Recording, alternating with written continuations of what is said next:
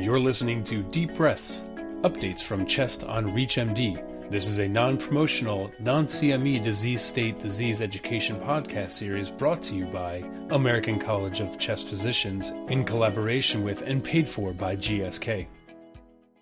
Welcome to Deep Breaths, updates from CHEST on ReachMD. I'm Dr. Charles Turck, and joining me to discuss the role of oral corticosteroids in COPD is Dr. Deborah Jo Levine, a professor of medicine and director of the Pulmonary Hypertension Center at the University of Texas Health. Dr. Levine, welcome to the program. Thank you, Dr. Turck, and thank you to CHEST and ReachMD for allowing me to be on with you today to talk about COPD. So let's just dive right in here. Dr. Levine, based on your experience, what are the big challenges pulmonologists face when using systemic steroids for COPD? Well, I think some of the most significant challenges that both primary care, including hospitalists and outpatient primary care, as well as pulmonologists in and out of the hospital, focus in on is how and when and who should we be using systemic steroids for in COPD. And I think today we'll be focusing on many of these scenarios and why during this podcast. So with that said, can you explain the role systemic steroids have in treatment? Like you were saying, when and how they should be used in patients who are hospitalized with acute exacerbations? Well, that's a really great scenario to start with because the newest iteration of the Global Initiative for Chronic Obstructive Lung Disease, or the GOLD guidelines, point out that systemic steroids used for exacerbations in COPD can improve recovery, FEV1, and oxygenation. They've also been shown to reduce relapse, treatment failure, and length of hospitalization. And these guidelines also recommend that oral corticosteroids are used based on the severity of the disease, and the therapy duration should not be more than 5 to 7 days. Usually a dose of 40 milligrams of prednisone for 5 days is recommended, but sometimes people ask, should we be doing longer? However, we understand that longer courses are associated with increased risks. So we'll really have to weigh that risk-benefit ratio, knowing that really the GOLD guidelines tell us 5 days is appropriate. And if we continue to focus on patients with acute exacerbations, how do their comorbidities affect our treatment approach? Well, it's important to evaluate patients carefully. When patients present with a possible COPD exacerbation, we need to remember all shortness of breath or all symptoms related to this are not always COPD exacerbations. We have to look at the differential diagnosis and also look at the side effects of steroids and how it may affect patients' other comorbidities of disease.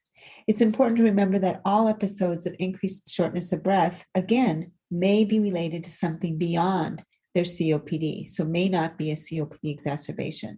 Patients may have other comorbidities that may worsen respiratory symptoms that are common in patients with COPD, and it's important to remember to consider every diagnosis they have or could have before treating a COPD exacerbation. It's important to also understand that not all COPD exacerbations are treated the same. For example, a patient comes in and they have a mild exacerbation. They should be treated really with short-acting bronchodilators only. With patients who have moderate COPD exacerbations, they may be treated with short-acting bronchodilators plus antibiotics or oral corticosteroids. If a patient comes in and they have a severe COPD exacerbation, this patient may require hospitalization or a visit to the ER department for a full evaluation and adjudication on what types of medications and therapies this patient needs. Another really important area is patient-clinician communication.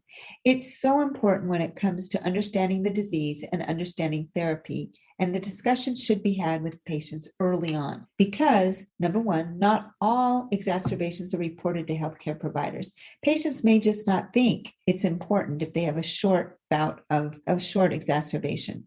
They may not even tell us. These exacerbations may be shorter, but they have a significant effect on status. So it's important to educate patients about the importance of understanding what an exacerbation is, what the symptoms are, who to call, and when to seek emergency health care. Patients should also know their own triggers. This could be a viral infection, bacterial infection, reflux, pollution, change in temperature. All of these things can trigger an exacerbation, and they need to be aware of that.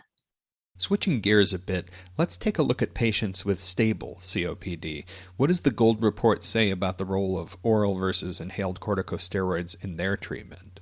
In oral corticosteroids in patients with stable COPD, GOLD guidelines show us that really, although these steroids play a role in acute management of exacerbations, as we just discussed, they really have no clear role in the chronic daily treatment of COPD that's stable because of, number one, lack of benefit against a high rate of systemic complications that they can provide. The use of oral corticosteroids in patients with stable COPD may lead to a suboptimal treatment regimen, and educating patients and their healthcare providers is imperative. So not just the patients, but the patient's primary doctor or someone who's taking care of them in the hospital, maybe a hospitalist.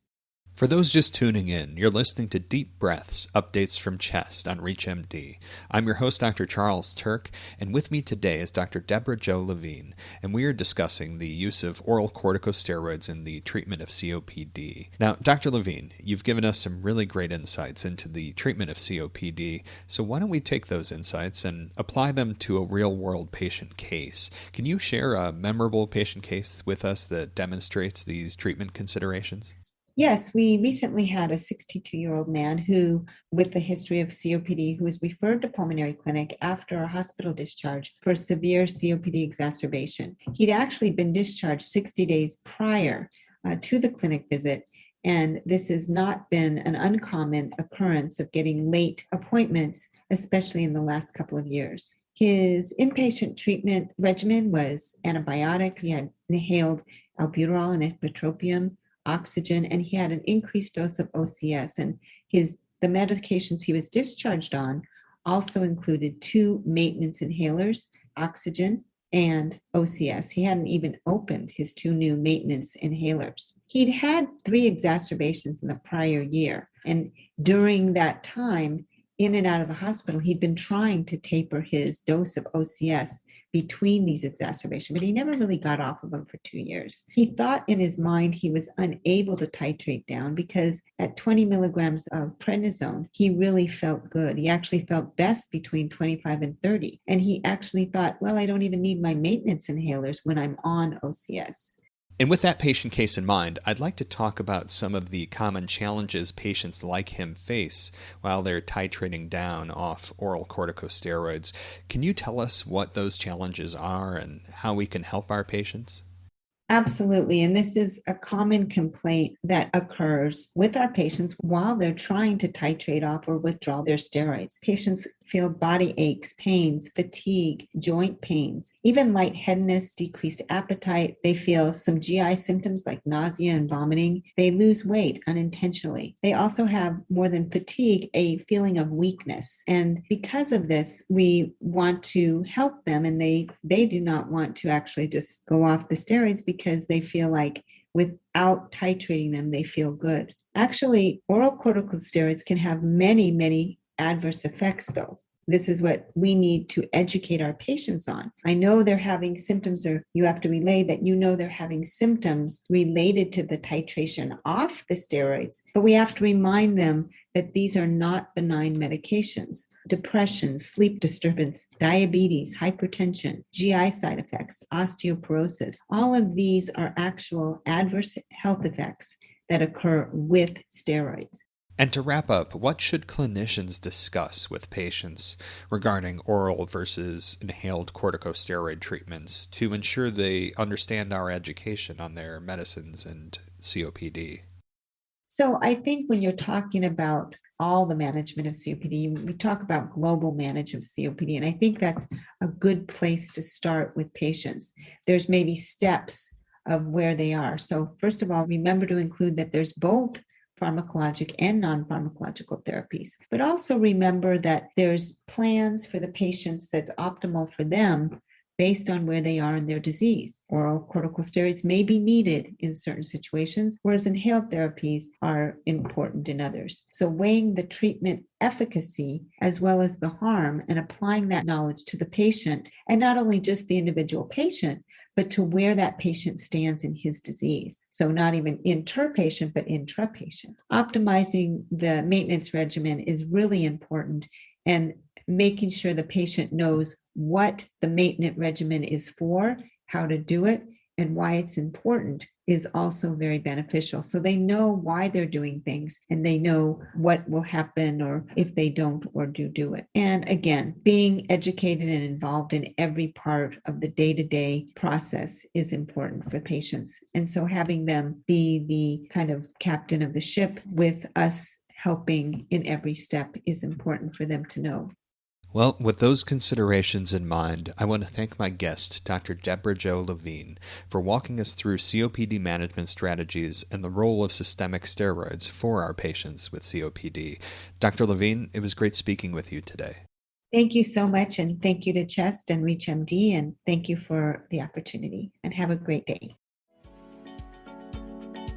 This episode of Deep Breaths, Updates from CHEST, was brought to you by American College of Chest Physicians in collaboration with and paid for by GSK. To access other episodes of this series, visit reachmd.com/chest, where you can be part of the knowledge.